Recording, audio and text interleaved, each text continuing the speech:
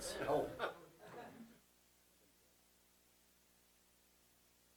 Countdown to watch football ads. Okay, it's my pleasure today to introduce Maura McLaughlin. She got her bachelor's degree at Penn State and her PhD at Cornell in 2001. She's at West Virginia University, as you can see there, where she's the Eberle Family Distinguished Professor of Physics and Astronomy.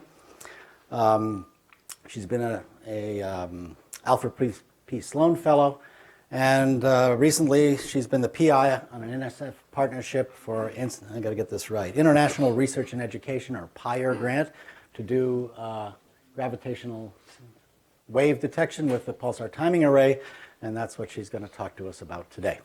Maura. Great. Thank you, Mark. Thank you very much for inviting me. I've had lots of really interesting discussions today. Oh, it's dark. Okay, so as Mark said, I'm going to talk to you about the work of the NANOGrav collaboration, which stands for North American Nanohertz Observatory for Gravitational Waves. And what we are doing is we're using a network of pulsars across the sky to try to detect low-frequency gravitational waves most likely produced by merging supermassive black hole binaries. And so the title of my talk is a Galactic Scale Gravitational Wave Observatory, and that's meant to illustrate the fact that we're kind of like LIGO. We're like the gravitational wave observatories that you think of, with test masses and a way to measure times of arrival. But ours is on a galactic scale instead of a few kilometer scale. So I'm going to just start off by telling you a little bit about the collaborations that I work with. So NANOGrav consists of about 70 students and scientists in the US and Canada, in North America, hence the first NA, who are working to characterize gravitational waves using pulsar timing. This is a picture of all of us at Arecibo last year. We have a website, nanograph.org. It actually may be down today. We were just upgrading the website today, but we have a lot of information on there, both like some public outreach stuff and also a list of our papers, a list of our sources, and information that would be interesting to astronomers or students. So let's jump into the science. I doubt I need to tell anyone what general relativity is. It's a nice reminder, though, that it's the centennial of general relativity this year, so it's been 100 years since Einstein told us that mass and energy actually distort space-time and cause space-time to curve, like in this picture of Einstein space-time. Just a short thing about GR. We've heard a lot about GR tests, and remarkably, every test that's been done of GR since 1915 has been successful. So GR has passed every single test that it's been subjected to, both in the solar system and in astrophysical contexts, with flying colors. And one of those predictions, of course, is the existence of gravitational waves. And so, by analogy with this very simple picture where you see that the Earth distorts space-time, if we have two objects, two Earths, two stars, two black holes, and those objects are orbiting around each other, each of them will distort space-time, will cause space-time to curve around them, and as they orbit, they will cause space-time to ripple. And these ripples will emanate outwards from the source with some frequency. The scientific way of saying this is that a mass with a varying quadrupole moment will emit gravitational waves. A perfectly spherical source rotating will not, an asymmetric explosion, or a binary system will. So these waves will carry away energy. And just a little bit about the terms that we use to describe gravitational waves. We denote the strength of the wave by its strain, or h, which is just what you'd think it is. It's the change in light travel time due to a gravitational wave over the initial light travel time, or the change in distance over distance. And so these little animations show what would happen to a ring of test particles if a gravitational wave came through the screen in this direction. So it would cause the distances between the particles to change, and they would change in this fashion, this kind of quadrupolar fashion. There are two polarizations, a plus and cross polarization. Unlike light, where the polarizations are oriented by 90 degrees, these are oriented by 45 degrees. We can calculate frequencies for the waves. These have a frequency of about a half a hertz. The frequencies we're trying to detect are much, much smaller than this. Einstein tells us the wave should travel at the speed of light. We can calculate a wavelength. So the astrophysical strains that we're trying to detect, you'll see, are much, much, much, of course, smaller than these. They're about 10 to the minus 15 to 10 to the minus 16. Okay, so whenever I give a lecture about using pulsars to detect gravitational waves, people say one of two things. They often say, hasn't that already been done? hasn't that been done before? Hasn't there been a Nobel Prize already for that? Or they say, if they don't know even that much, if it's a public lecture or something, they say, why are you even bothering to do that? That sounds crazy. These things don't exist, right? And so this slide is the answer to both of those things. So this is, of course, a picture of Joe Taylor and Russell Holtz, who got the 1993 Nobel Prize for their observations of a binary neutron star system. So they observed this system with Arecibo, and what they observed was that with time, the periastron, the closest approach of these two neutron stars, shifted. Another way of thinking about this is that the orbit is getting smaller with time. The two neutron stars are getting closer and closer and closer together, and the reason that they are, the reason that we measure this PB dot, or rate of change of orbital period, is because of the emission of gravitational waves. Right, so Einstein predicts exactly how the period of this binary system should change with time, and they measured how the system does change with time, and it exactly lines up with the general relativistic prediction, right? So this shows that this orbit is shrinking because energy is being lost from the system due to gravitational waves. We have very good proof that gravitational waves exist.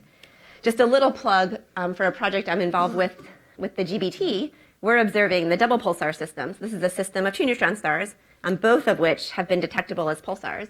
That orbit is shrinking by 7 millimeters a day, and right now our measurements agree to 0.008% with the GR prediction. So right now this is way better than the Holtz-Taylor binary, and it's the best proof ever for the existence of gravitational waves. And here's our GBT measurements and the prediction, which is just really beautiful. Okay, so you might say, isn't this good enough, right? You're timing these pulsars. You've already shown gravitational waves exist. And so just to be clear, this is not the point of our experiment, right? Those are fantastic experiments. We know they exist. What we want to do, though, is build a gravitational wave observatory so we can use our observations of pulsars to actually characterize gravitational wave sources that are not pulsars. We want to characterize gravitational wave sources such as black hole binaries or perhaps cosmic strings and other things.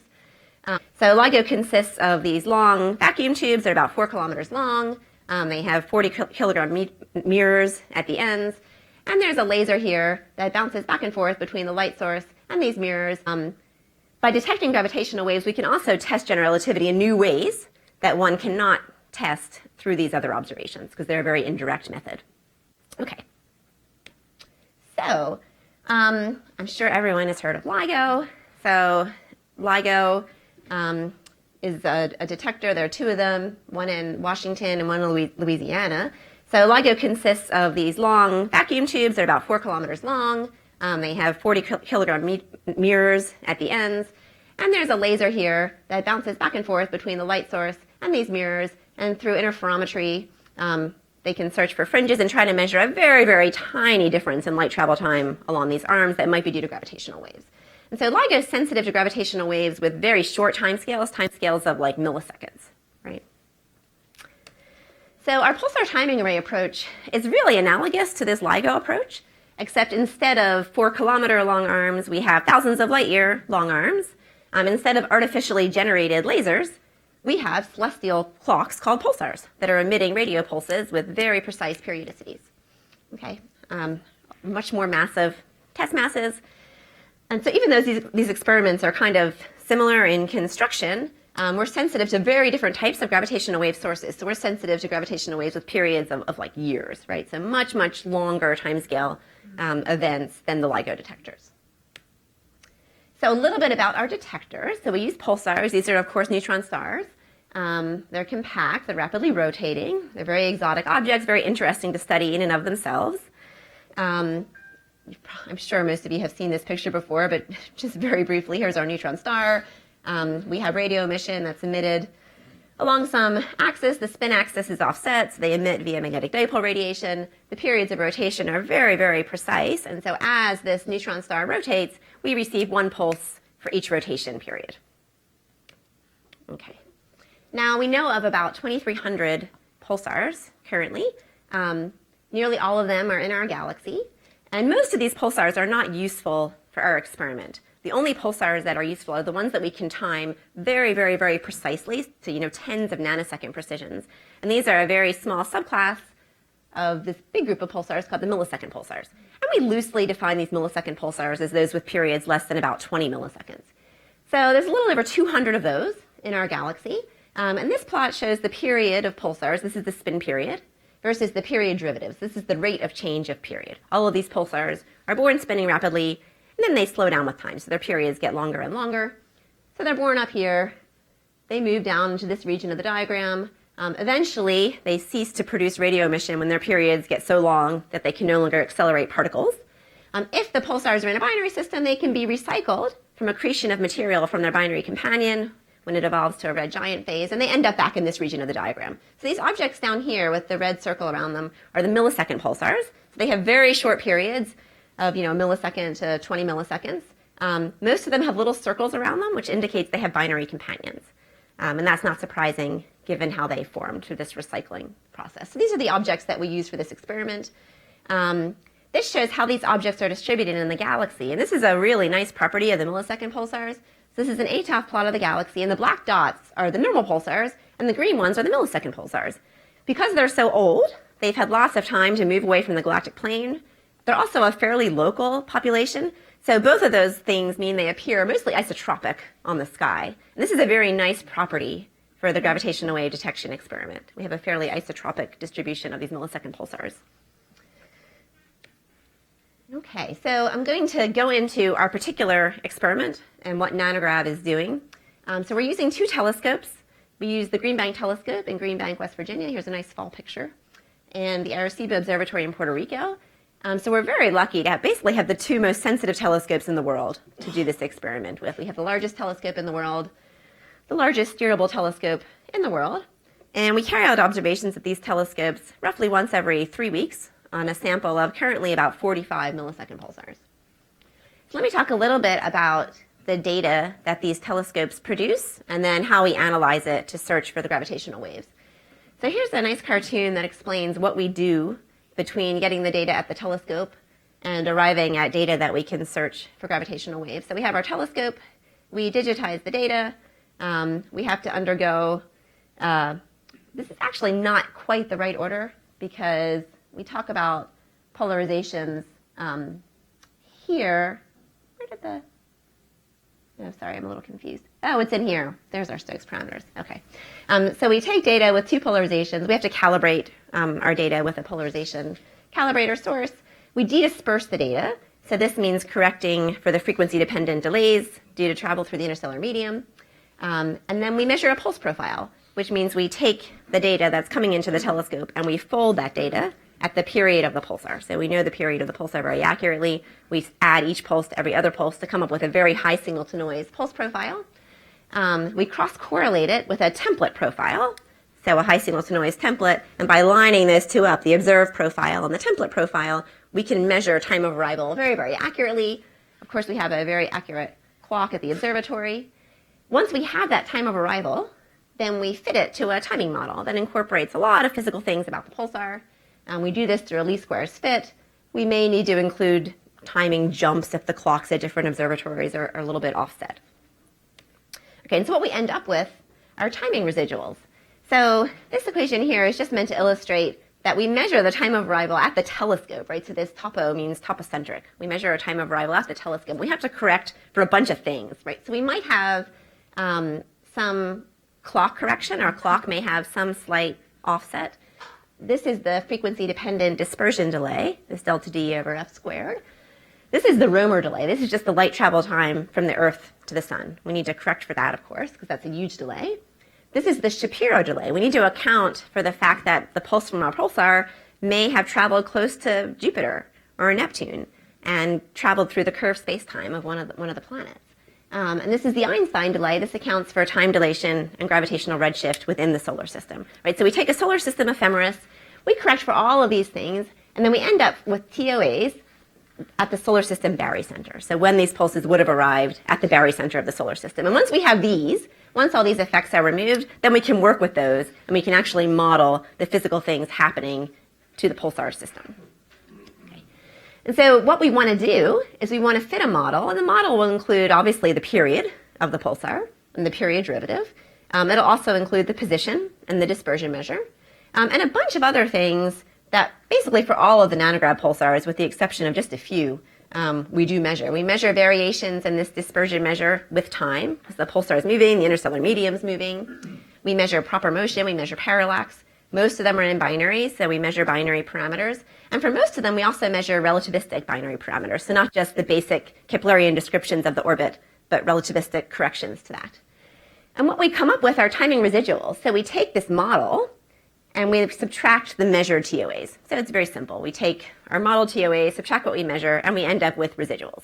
And so if we're doing a really good job of modeling everything that's happening with the pulsar, these residuals will look like this. They'll be nicely scattered around 0 within the error bars, right? So this is a nice fit. There's nothing obvious and systematic that we're missing in the modeling of this pulsar. Okay. So just to illustrate how this works, if, for instance, we really messed up and we didn't account for the fact that the pulsar is spinning down with time, right? We just kept the period at a constant value, we would see this huge growing trend in the residuals. If we had the position wrong, we would see a trend that looks like this with a 1-year period. We'd see a sinusoid with a 1-year period if we didn't have the position right. If we had it right at the beginning, and then we didn't account for the fact that the pulsar is moving, we would see this growing residual with time. And so these are all really obvious trends, but this is the same kind of analysis that we do to search for gravitational wave signatures. We're looking for things in the residuals, features in the residuals that we cannot explain through any of these known effects. And I forgot to mention, but feel free to ask me questions as we go, if you'd like. That's fine. Sorry? Oh, so this is modified Julian date. So this is quite a long time. This is 48,000 to 52,000. So this is like 2,000 days. And I'll show some real NANOGrav data in a minute. This isn't real NANOGrav data. This is just for 4,000 days. Oh, you're right. Yeah. So this is real NANOGrav data. So on this scale, this is a normal pulsar. And so this scale is in milliseconds here. And so this is a normal pulsar with about a 1-second period. This pulsar is one of our NANOGrav pulsars. This pulsar has a 4.5 millisecond spin period. The first thing to notice is just the scale of this y-axis. This is in microseconds now, right? So we've gone from milliseconds to microseconds. This is 10 years of data. And what you can see is that, in general, our model for this pulsar is pretty good. Most of these residuals are scattered nicely around 0, although there are always a few kind of oddballs that are a little bit offset, and we don't have a good explanation for every single one of those. We think most of them are due to interstellar effects. And another thing to point out, and I'll come back to this later, is that all these different colors are the different backends that we've used in our experiment. The GASP and Guppy backends are the green bank instruments. Guppy is the green bank ultimate pulsar processing instrument. And so those are the red and the blue. Everything else is Arecibo data. And you can see that with time, we're getting much more sensitive because we're building backends that have wider and wider bandwidths. So our error bars for these Arecibo points here are just phenomenally small compared to the error bars for these old Arecibo backends. And that's due to the wider bandwidths. What if you have a planetary system around the pulsar? Is it something that you would see? We would see that. I mean, it would have the same effect as the binary system. For a binary system, we see a sinusoid in the residuals with the binary orbit. We would see the same thing for a planetary system. If there were multiple planets, it might be a little complicated. It wouldn't look exactly like a sinusoid. But at the level that we're timing, we can say there's nothing even to like moon mass around these pulsars. It's a good question, though. How many of those stable rotators do you have?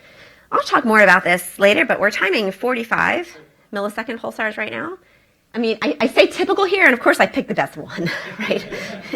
But in general, I mean, this is the state of the art. So this one has a root mean square. So when we want to quantify how good a pulsar is, we just take the root mean square of these residuals. This one has an RMS of about 70 nanoseconds, and this is the best one, by far. And we have another one that's about 70 or 80, and then we have 12 that are under 200. And the rest of them are under sort of a microsecond or two. But I'll show these numbers later. But this is not super exceptional. This is sort of, it's the best. But there are others that are almost as good. One thing I just wanted to show, and I'm not going to go into this in any detail. I know you can't read all of this. Is just all the kind of things that we fit for when we time a pulsar. And this is important because when we do the gravitational wave detection, we want to have a very good knowledge of all the things that we fit for to put in our Bayesian detection algorithm. So we obviously fit for spin parameters, astrometric parameters like proper motion and parallax. We fit for interstellar medium parameters like dispersion, all of these different binary parameters. Some of these are Keplerian, some of these are post-Keplerian parameters. And we also fit for frequency-dependent pulse profile evolution. So the shapes of the pulses change with radio frequency, and so we need to account for that as well. So there's a whole bunch of things that we put into these models. We're also getting a lot more sophisticated over the past couple of years. We're incorporating noise models into our analysis. So we assume that the pulses jitter. The pulsar pulses are not all lined up perfectly. They actually jump around a little bit in time, and so we fit for jitter noise, we fit for red noise in the model, so intrinsic spin down noise. And we incorporate all this stuff when we're doing our gravitational wave analysis. Okay, this is sort of a public lecture thing that I always like to do, but I still find it so cool, just to illustrate how incredibly stable these rotators are. So that pulsar I showed before, that was 1713 plus 0747, the spin period of this pulsar is 4.570136528986 milliseconds right now. Am I good? Oh my gosh, that's like perfect. Yeah. So I can tell you exactly right now what the spin period of this millisecond pulsar is. If I went to the GBT and I pointed at it right now, I could, with a lot of confidence, tell you this is what it would be. Furthermore, I could come back and I could say a year from now at the same time, the spin period will be this. And I'd be very confident that it would be exactly this, because these pulsars are extremely predictable and stable. You can also see that they're slowing down very slowly, right? So the change in this period, 36528, and here's 29. It's way down here in this digit, right? So they're slowing down at an incredibly slow rate. Their period derivatives are very low. Okay, so that's sort of the pulsars and timing and kind of what we do. Part of the talk, and now I'm going to talk about the sources that we're going to detect, and how we're going to analyze our data to detect them. Okay, so here's a nice little cartoon. This was made by Don Backer, which just shows kind of what we're doing. This is similar to the picture that I showed before. We have a gravitational wave source, in this case, two black holes that are orbiting each other, but this could be anything. Here's our telescope. We're observing pulsars distributed across the sky. So you can look at, this pulsar in this direction, and this pulsar in this direction. And without knowing anything really, you can see that the pulses from these pulsars are going to be affected by the gravitational waves. Their travel times are going to be changed due to these gravitational waves. Another thing you can see really easily is that depending on the angle between your pulsar and your gravitational wave source, the changes are going to be different, right? Depending on what this angle is. So this pulsar is going to suffer a different change than this pulsar over here, right? It's going to travel over a different number of gravitational wave ripples. So a few kind of big picture numbers about our experiment. So the frequency of our experiment. So we're sensitive to gravitational wave frequencies that are roughly 1 over the time span of our experiments, right? So our observational cadence is about 3 weeks, and we've been doing the experiment for about 10 years. So the frequencies we're sensitive to are 1 over weeks to 1 over years, so like microhertz to nanohertz. The residual that we will detect, the change in arrival time due to a gravitational wave, is proportional to some geometric factors. I've just left these here. And the integral of the strain of the gravitational wave source along the line of sight from us to the pulsar. So d is the pulsar distance. So when you do this integration, you get a 1 over f dependence that comes out. So this residual is proportional to the strain. That's not surprising. A source with a larger gravitational wave strain will induce a larger perturbation. There's also this 1 over f dependence. And so this means that lower frequency gravitational waves induce larger residuals. This is a very nice property of gravitational waves for our experiment, and you'll see this later on with our sensitivity curves. Basically, the longer we do the experiment, because of this frequency dependence of kind of 1 over the time span, the more sensitive we get, because these frequencies that we're sensitive to get lower and lower and lower, and the residuals get larger and larger. You can kind of turn this around, and you can say, okay, assume that I'm timing pulsars with a 200 nanosecond precision. That plot I showed before was 70 nanoseconds. And I do it for 10 years, well, then I'm sensitive to strains of about 10 to the minus 15. Okay. One point that I always like to make is that we're in a very different regime from LIGO. So the wavelengths of sources that LIGO will detect are actually bigger than the detector. So those gravitational waves are stretching and squeezing the detector arms. Our wavelengths are much smaller than the distances to our pulsar. So there's many gravitational wave wavelengths in between us and the pulsar. And what that means is that when we evaluate this residual, there's a pulsar term to the effect and an Earth term to the effect, right? And so to get the total residual, we need to add up the pulsar perturbation plus the Earth perturbation. There's 2 terms to this perturbation. And I'll show an example of that in a couple slides.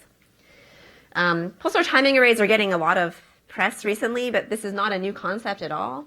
So these papers, were written in 1978 and 1979 and kind of laid out this basic concept of using pulsars to do gravitational wave detection.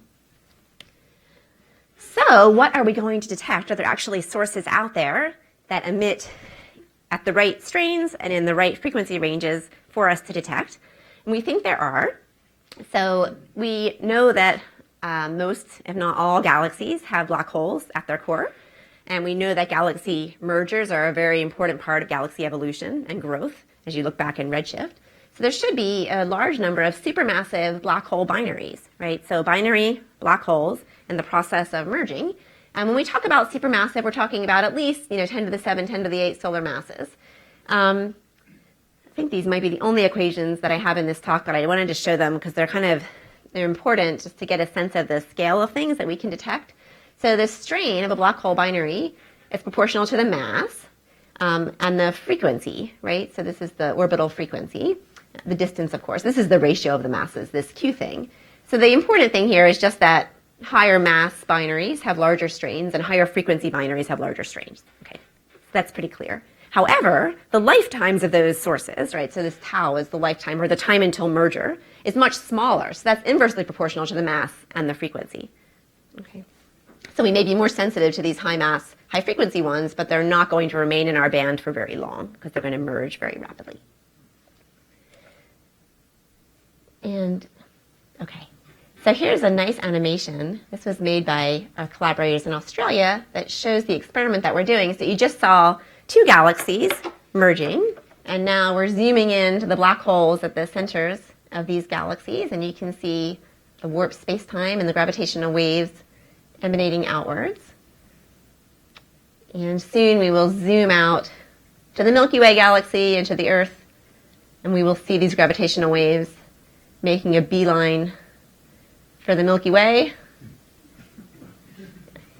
There we are. It's a little bit of artistic license here. Okay, and so here's the Earth, here's our radio telescope, here's our pulsar, and the effect of these passing gravitational waves is basically to redshift and blue shift the period of this pulsar with time as they pass, right? And, I wish our telescopes were that large. We would have already had our Nobel Prize and completed this experiment by now. Okay, great.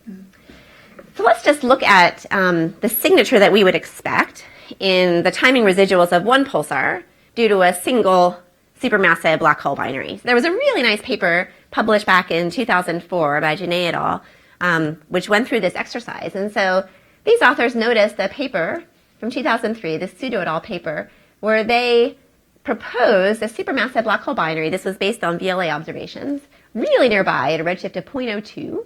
And they measured a period of about a year, and they estimated a mass of 50 billion solar masses, a combined mass of 50 billion solar masses for this black hole binary. And these pulsar people said, wait a minute, if this thing exists, we should see this in our data. We should see the perturbations from this binary in our data. And so what they did is they got data from a particular pulsar, and given the position of that pulsar in the sky, they estimated what the residuals should look like for that pulsar, right?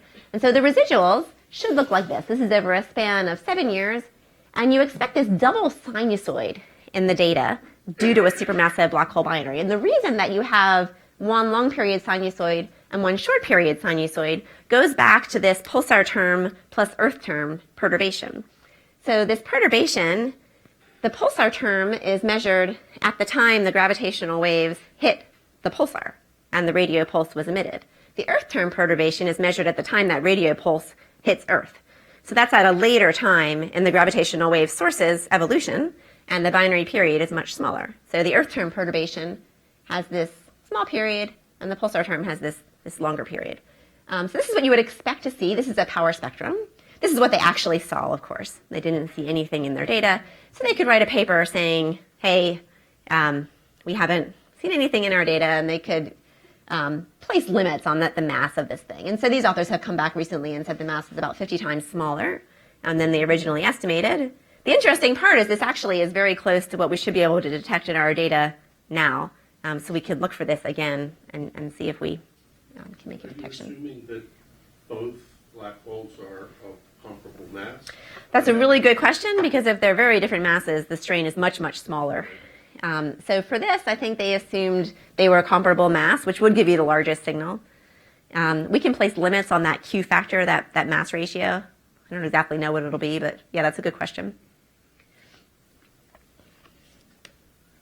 Okay, so I just want to point out before I go on how the pulsar timing array experiment fits in with these other gravitational wave detection experiments. So this shows gravitational wave strain and gravitational wave frequency. Our pulsar timing arrays are sensitive to frequencies of like 10 to the minus 9 hertz. LIGO is up here. Space-based interferometers like LISA would be sort of around 10 to the minus 3, 10 to the minus 4 hertz, so sensitive to periods of hours. And of course, the SMBH experiments are way down here at very, very low frequency gravitational waves. So the pulsar timing arrays fill a really nice niche with these other experiments. There's a little bit of overlap in source classes between these experiments.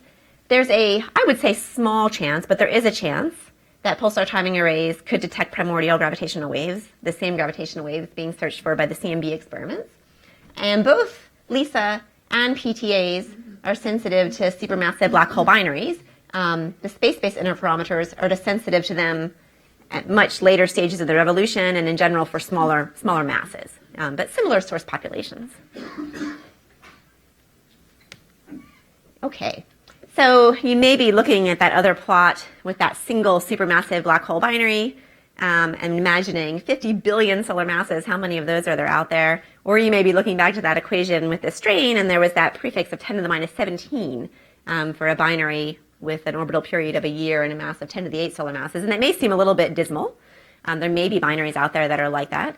However, what we also know is that there will be a stochastic gravitational wave signal due to all of the supermassive black hole binaries in the universe. They will contribute together to basically a low frequency gravitational wave rumble. Right? And so the stochastic background, we parameterize like so. We parameterize it as a power law in frequency. So it'll have some amplitude and some frequency dependence. When you carry out a very simple analysis, averaging over all the binaries in the universe and taking into account both the strain dependence and that lifetime dependence, you end up with a power law. This should be a minus here. That goes like frequency to the minus 2/3. So it's a very red spectrum with most of the power at very low frequencies. And this is illustrated here. So this is the predicted background due to supermassive black hole binaries. Basically what this means is that even though the higher frequency binaries are brighter, they merge just so rapidly. So the lower frequency binaries contribute more signal to the background. Okay. This little kink here signifies the region where we go from a true kind of isotropic stochastic background to when we're looking at single sources. Anyway, so this is based on rather simplistic assumptions, and I'll get to some of the things that might not be quite right about this, but we generally expect this red spectrum, and it should be something like minus 2/3. There have been papers that have suggested other sources that might be detectable in our frequency band. So for instance, cosmic strings, so topological defects in space-time that are vibrating will emit gravitational waves. Their spectrum is predicted to be quite different, like minus 7/6. Early universe inflation, of course, and again, that spectrum is also predicted to be different. So there is a chance that if we do detect a stochastic background with time, we could distinguish between these different types of sources. I'm going to come back to these sensitivity curves in a little bit, so I'm going to ignore these for now, but I'll be back to them. Okay. I want to talk first about how we would actually go about detecting the stochastic background, right? So if we looked at the residuals from any one pulsar, this stochastic background would just represent itself as low frequency noise in the residuals, right? The RMS would just be a little bit higher than we would expect it to be otherwise. Okay, so you could place limits on the background just by looking at that 1713 pulsar I showed you. We could look at all the variation in those residuals and say, okay, the background can't be more than this, right? But we can't do a detection with just one pulsar, of course. So what we do is we take the residuals of a whole bunch of millisecond pulsars, and we want to cross-correlate the residuals of that pulsar with that pulsar, and this pulsar with this pulsar. So we take all the pulsars, and we cross-correlate the residuals. And what we know is that two pulsars in the same direction of the sky should have correlated residuals, right? So when the pulse from that pulsar arrives late, the pulse from the pulsar in the same direction should also arrive late. Okay. Pulsars separated by roughly 90 degrees should have anti-correlated residuals due to this quadrupolar gravitational wave pattern. And then if we go to 180 degrees, they become correlated again. So this is very well known. This was published back in 1983 by Hellings and Downs. And so this shows the correlation expected if general relativity is correct and if we have an isotropic distribution of gravitational wave sources. Those are the two assumptions going into this, versus the angular separation between pulsars. Okay? So this is the signature we should see in our data if gravitational waves are present. And this is a really nice experiment to do. And the reason for this is that we can't think of anything else that would produce a signature like this, except for gravitational waves. So, we could mess something up at the observatory. Maybe there's a clock, that's not quite right one day, but that would be a monopolar signature. We'd expect that to mess up all the pulsars, right? There wouldn't be any sort of angular correlation. One thing we worry about a lot are ephemerides. We get these ephemerides from JPL. Okay, maybe the mass of Jupiter is a little bit off, or there's something that's not quite accounted for. That could happen, but that would be a dipolar effect in the residuals, right? So pulsars in the same direction would have correlated perturbations, but 180 degrees would be anti-correlated, not correlated. You wouldn't see this quadrupolar signature. So we really can't think of anything else that would cause this except for a true gravitational wave background. And so that's the very nice thing about this correlation curve. One thing, I'm not going to talk a lot about this, but I just wanted to mention that we can also test GR with this experiment. So that curve that I showed, this one, this Hellings and Downs curve, is a prediction of GR. If there are other gravitational theories suggest different polarization modes, right? And if you have different polarization modes, so some of these things in like Brans-Dicke theories, you can have breathing modes. Some other theories have shear polarization modes or longitudinal modes. You'll see different shapes in this correlation curve.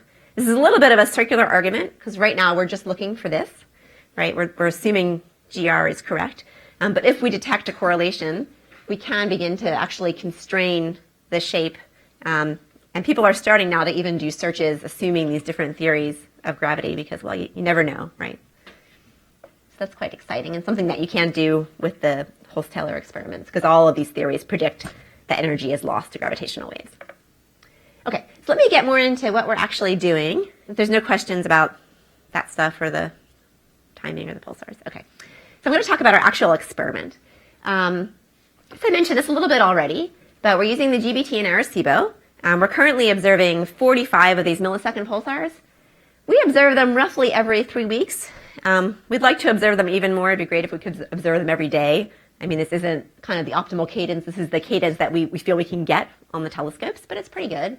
For each pulsar, we observe it at 2 different radio frequencies. And the reason we do that is so we can correct very accurately for this dispersive delay, right? So with the GBT, we observe at 820 megahertz and at 1.4 gigahertz. And then we can fit for this DM and fit that out of our model.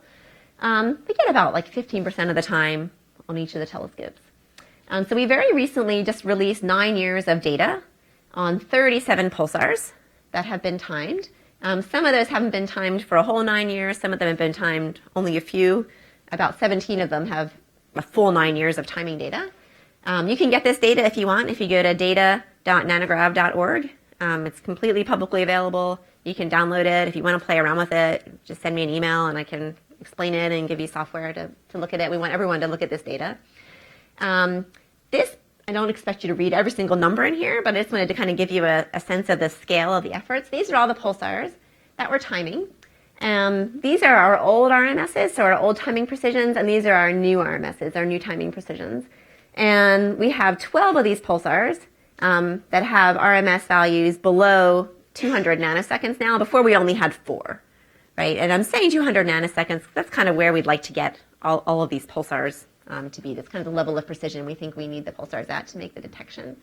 And you can see for nearly all of these pulsars, there's been a huge increase in precision between our old backends and the new backends. And the reason for that is just bandwidth. We have much wider bandwidths with the new backends. That's all it is. And this plot here really shows that very dramatically. So this is our old backend at Arecibo. This is the Arecibo signal processor. This axis is written really small, but we have 64 megahertz of bandwidth with that old backend. Our new backend, the PUPI, or Puerto Rican Ultimate Pulsar Processing Instrument, we were told that this is a really dangerous word to use in funding proposals because we'll never get money to build anything better since we've called this ultimate. but this is, this puppy machine, we have 800 megahertz of bandwidth.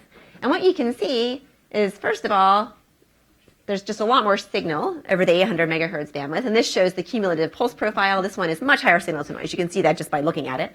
The other thing that's shown here is that pulsars scintillate, right? So they're brighter in some parts of the band than others. And if we have an 800 megahertz bandwidth, we're much more likely to catch, a very bright scintille, whereas before we could almost completely miss some of these pulsars due to scintillation.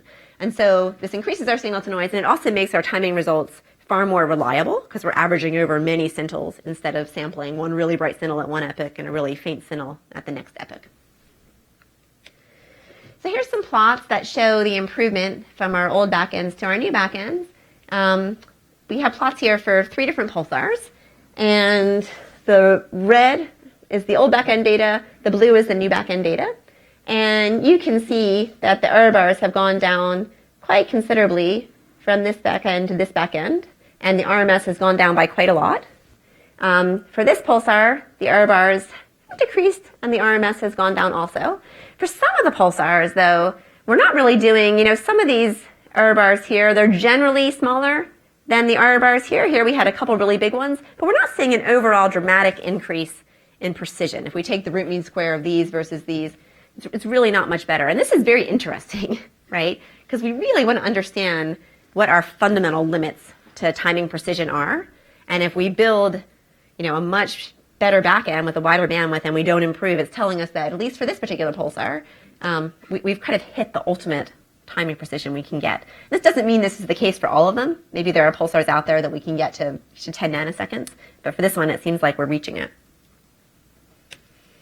Okay, so recent NANOGrav results. We've had a couple papers go on the archive within the past 6 months or so. One of those was the 9-year data release paper, so the data release that I just discussed. The other one is our stochastic background paper.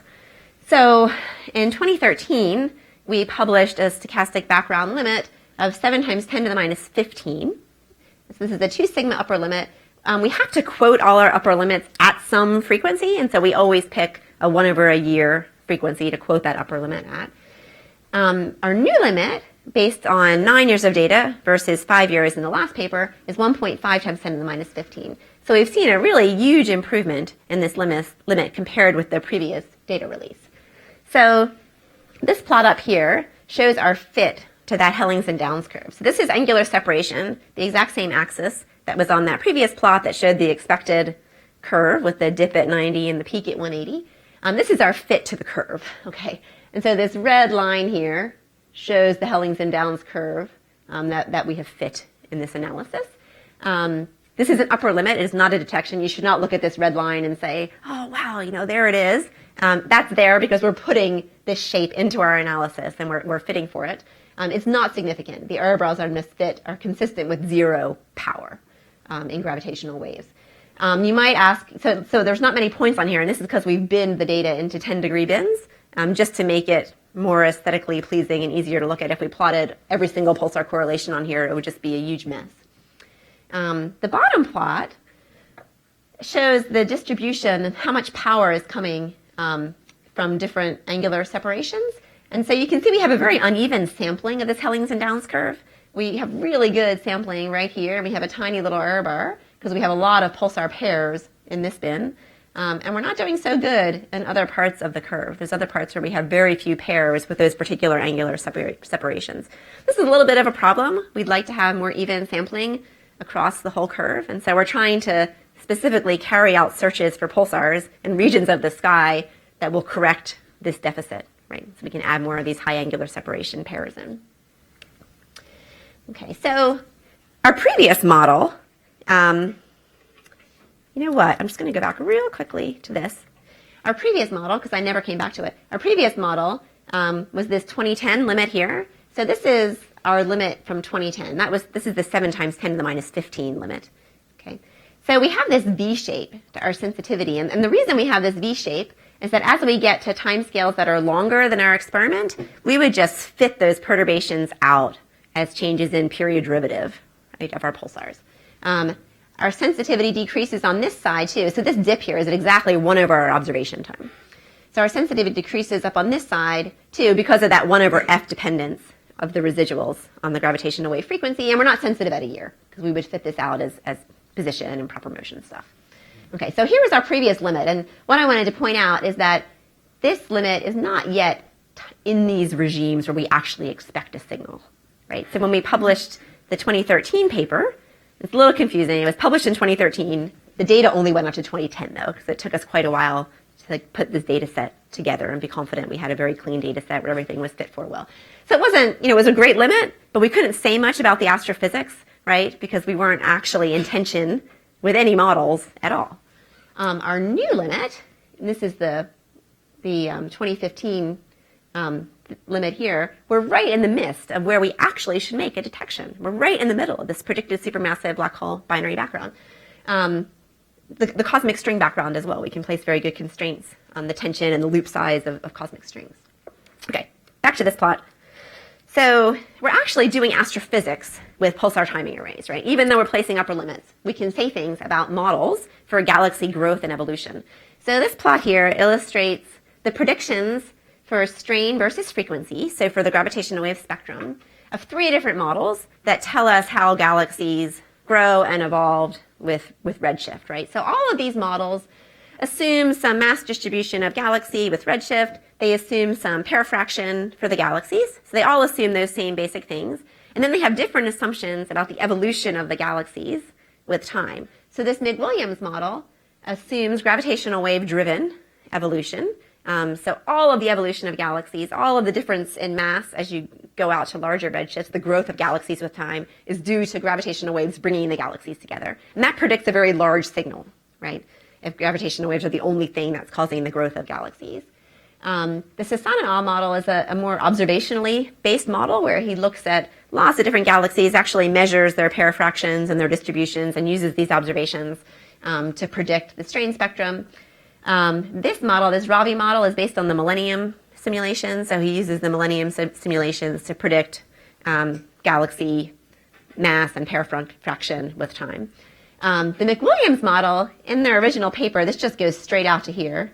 But he's recently revised it to include this bend in it because it's obvious that it's in tension with our limits and you need to have some other effects. And so what this means, the fact that he's put this bend into his model, it means that we know that galaxy growth and evolution with cosmic time cannot be purely driven by gravitational waves, right? Other things are operating to bring galaxies together aside from just the loss of energy due to gravitational waves. So you need stars or you need gas.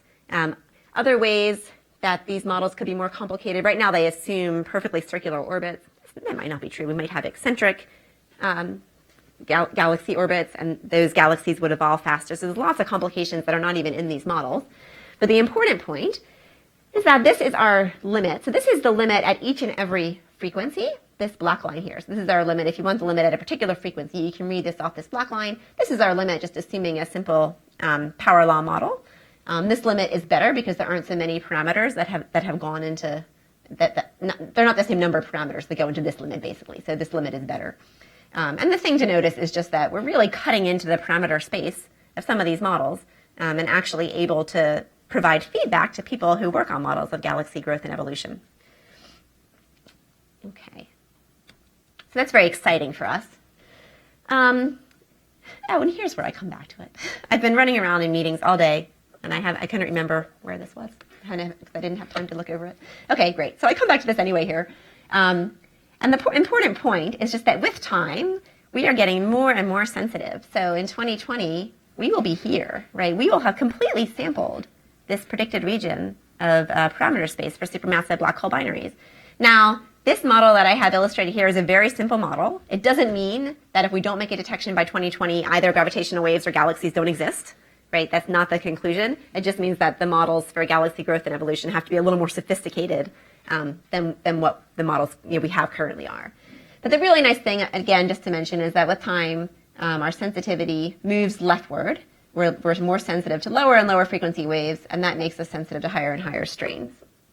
Okay. I just have one slide on continuous wave sources. So when we say continuous wave sources, we mean single sources. So I've been talking a lot about this stochastic background. And I've been talking mostly about that because we believe that's probably the first source we're going to detect. However, it's quite possible that the first source we detect is actually a single supermassive black hole binary, as in that 3C66b plot that I showed earlier, that just happens to be massive enough and nearby enough and in our band. So another thing we can do with our data set is we can place limits on single sources, and we can place those limits in any direction of the galaxy. So this paper came out in 2014. This is based on our old data set. We haven't published the one based on our 9-year data set yet. And the colors indicate how far we're seeing, basically, in different directions of the galaxy. And so the way to read this is that in this direction of the galaxy, we can rule out any black hole binaries with masses of 1 billion solar masses and frequencies of 10 to the minus 8 hertz. Okay? We can say that they do not exist out to 45 megaparsecs. So that's how to read this diagram.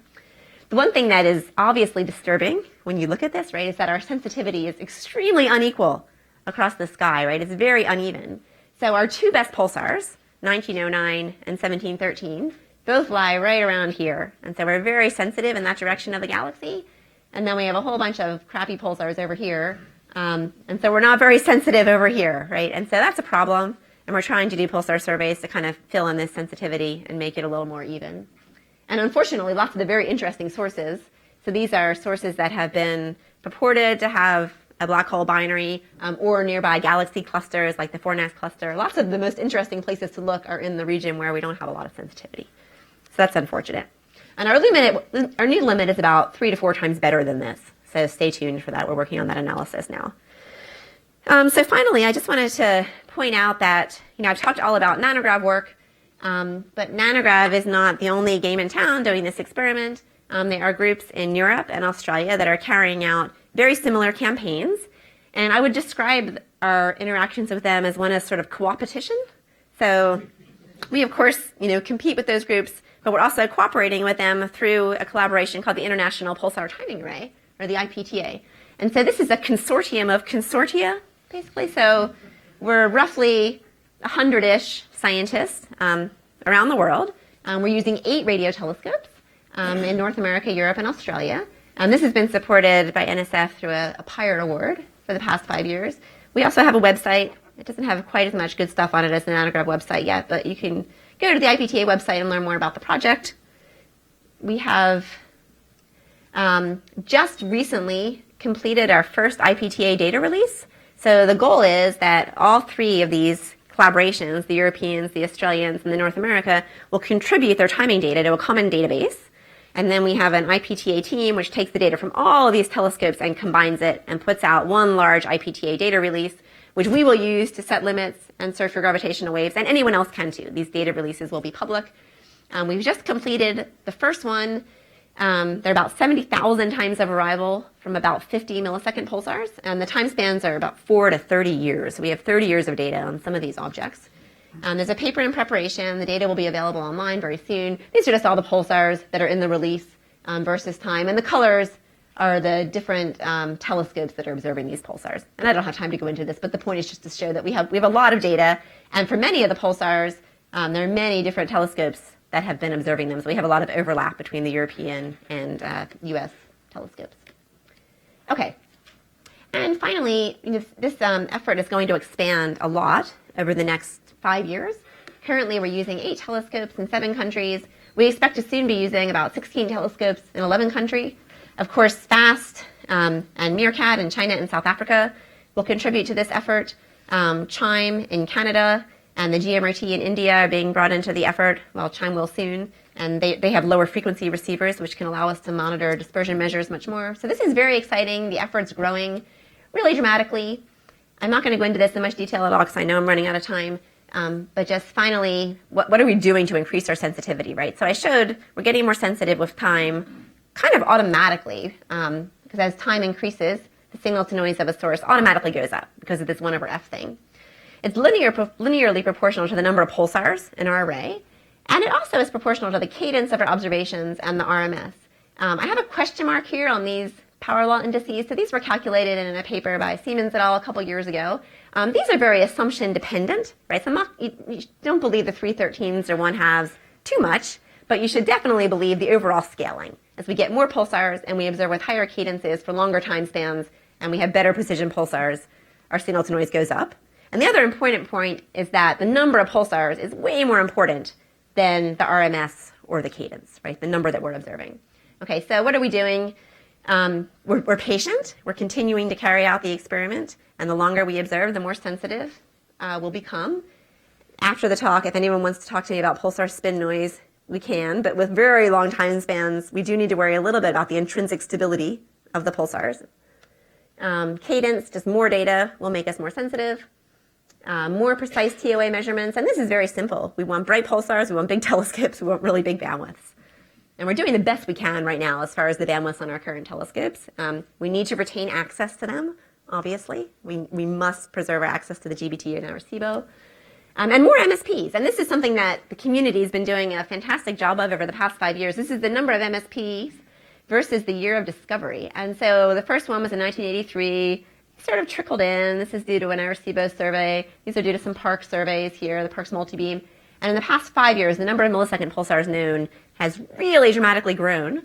Part of that is due to searches aimed at this gravitational wave detection experiment, so finding more millisecond pulsars specifically for this experiment. But most of it has been due to Fermi. So the Fermi Gamma Ray Telescope has found a whole bunch of unidentified sources that look like pulsars, and radio observers have pointed at them and found that a very large fraction are millisecond pulsars. So this has been amazing. It's more than double the galactic MSP population. And this is a huge boon for gravitational wave detection.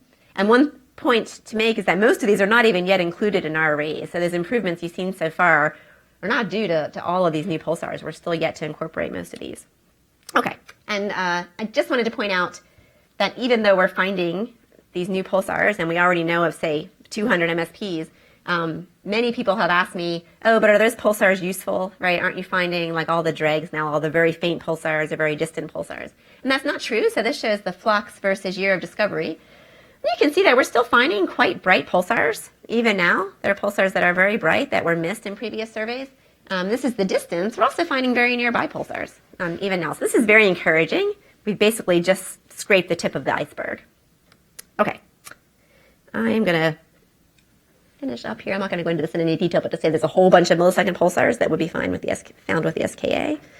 I'll skip the little animation.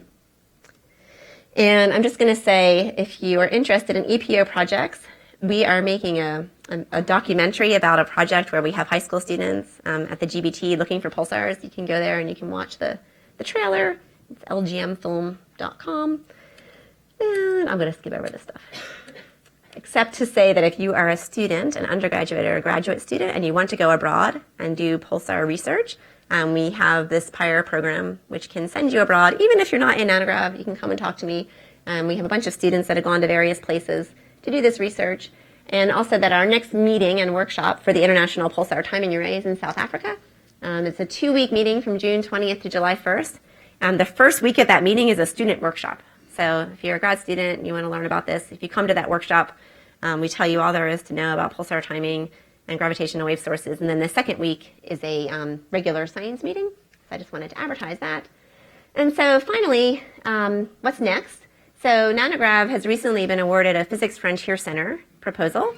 And so this is really exciting for us. So this is co-funded from the Physics Division and the Astronomy Division at NSF. This is giving us $14.5 million over the next 5 years. Some of that money is going directly to the Green Bank Telescope to purchase observing time and support the telescope. So that's really great. And finally, just the detection and study of gravitational waves through pulsar timing. Hopefully I've convinced you that it's viable, that we're close to making a detection, that we're already setting very, very interesting astrophysical constraints, and that we're really thinking very hard about how to improve our sensitivity. And we should see huge increases in sensitivity over the next few years, mostly due to adding new pulsars to the array. So I'll stop there. Thank you.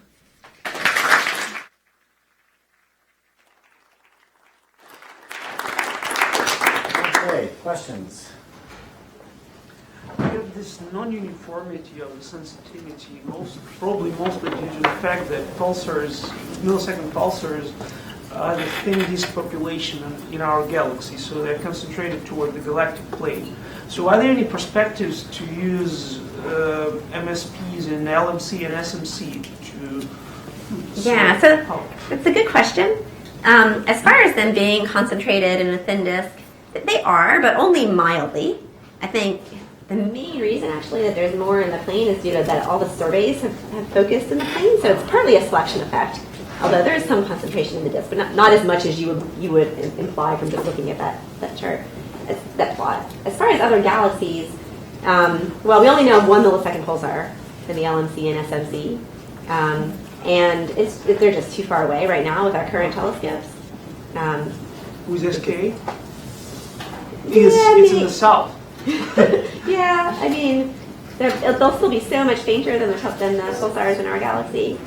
We also have lots of globular clusters in our galaxy that are much closer than the LMC and SMC, and those have lots of millisecond pulsars in them. But we can't use those because they have accelerations due to their motion within the cluster, and we can't model those accelerations very well, and so we can't use those for this experiment either, which is unfortunate.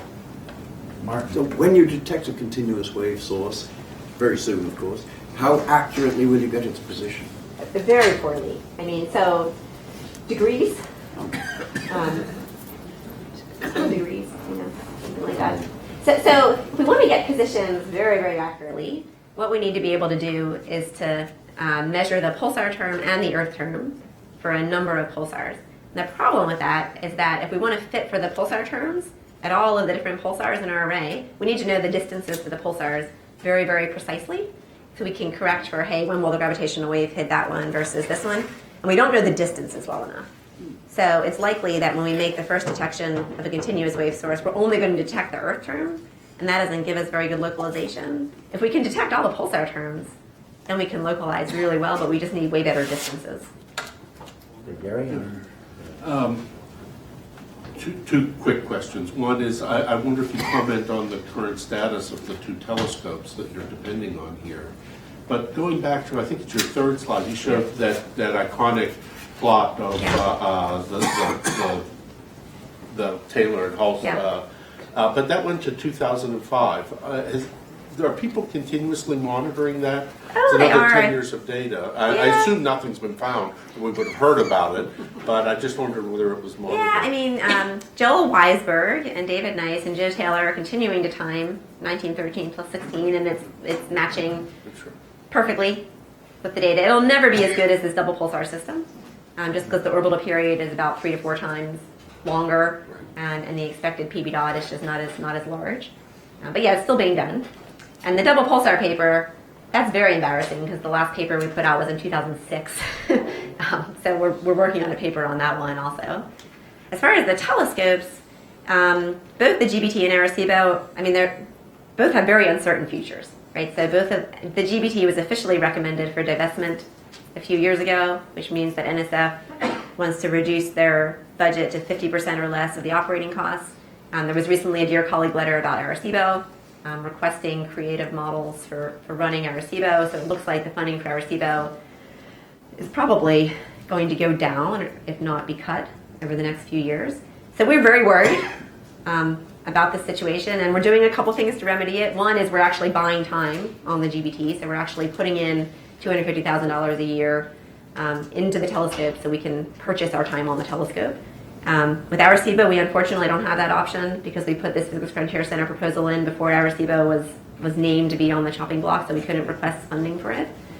We're talking to donors. I mean, we're doing everything we can to try to keep these telescopes open. We're trying to advertise in the community how important it is that we retain access to them, and it really is critical. I mean, if we lost even one of these telescopes, we lose about half our sensitivity. They both contribute roughly equally, actually. So NSF keeps asking us, which one would you prefer to lose? And it's kind of like right arm or your left arm. Kind of like Sophie's choice, but they really do contribute. We've done the analysis of taking all the Arecibo data out and running the analysis, and all the GBT data out and running the analysis, and they both provide about the same cut, right? The same decrease in sensitivity. We have time for one more question. I'm assuming one of the reasons you don't have a stable pulsar among the normal pulsar populations is because they're young and not stable. Is there another reason why there are no stable enough regular pulsars? I mean, there's 2 factors. The first one is the stability. So when pulsars are young, they have a lot of timing noise and things like glitches and just kind of low frequency red noise in the residuals due to spin instabilities. The other reason is that even if we had a 1 second pulsar that was incredibly stable, no abnormalities at all, well, the pulse width is probably going to be, tens of milliseconds. And so even given the same stability, we just can't measure the arrival time as accurately because the pulses are just wider. Whereas these millisecond pulsars may only be 100 nanoseconds wide, and so we can just pinpoint the time of arrival that much more precisely. So part of it is the intrinsic stability, and part of it is just the width of this pulse. The narrower it is, the better we do. Okay, I think we better wrap it up. Thank you very much.